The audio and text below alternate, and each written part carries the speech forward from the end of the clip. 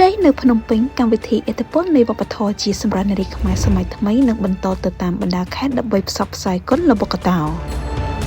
ทำไมนี้มหาชนในแหล่งบันดาลสังคมเฟซบุ๊กมันจับอารมณ์อย่างครั้งในการวิธีมืดดาสลากลระบบกระตาวได้ใจได้เจระบบกัญญาไปจรณัยสักการจมวยหนึ่งกรมพลเครื่องสำอางและท้องประจำประเทศกัมพูชีบาริบจำการวิธีเอตโปนในวปทจีสำรันในริขมายสมัยทำไมดำไปจุรุ่มดึกสตุ้ยกลระบบกระตาวการวิธีเอตโปนในวปทจีสำรันในริขมายสมัยทำไมได้ริบจำการปีเปะกันดาลคายตุลากำลังตื้อบรรทัวลักดำไปมหาชนเมียนเอากับวันสกอลหนึ่งเสลียชดกลระบบกระตาวได้จิบนักในการจูรวมซับไซต์แต่การปีพบลบรวมเตียงเอากลขมายบันสกอลปีกลขมายผ่องได้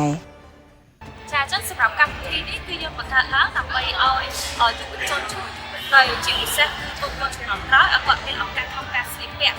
ឈុតរបស់តោដែលជាឈុតដែលតំណាងទៅលើប្រទេសកម្ពុជារបស់យើងដែរអញ្ចឹងណាបងចាចឹងជាស្ដីសម្រាប់កម្មវិធីការស្លៀកពាក់របស់តោនេះគឺជាលើកទី2ឯតែសម្រាប់កម្មវិធីទៅលើការគ្រប់គ្រងវប្បធម៌ផ្សេងៗចាប់តាំងពីឆ្នាំ2018មកដែលយើងធ្វើការ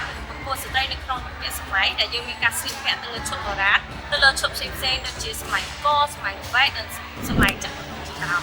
មានអារម្មណ៍ថាឆ្នាំនេះគឺប្លែកខ្លាំងមែនតើគឺរត់ដល់ទៅពេលដែលយើងធ្វើការប្រកួតទៅលើការស្លៀកឈុតបុរាណទៅតាមសម័យហ្នឹងគឺមាន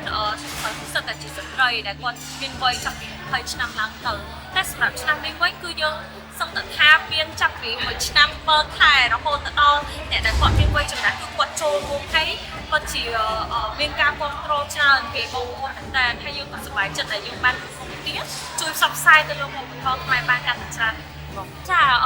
យើងនឹងមានការរៀបចំបន្តទៀតជាពិសេសទៅតាមបណ្ដាខេត្តភាសាលើកនេះគឺយើងផ្ដោតសំខាន់ទៅលើតែភ្នំពេញទេអញ្ចឹងយើងមានកម្មវិធីនេះបន្តទៅតាមបណ្ដាខេត្តផ្សេងៗទៀតចា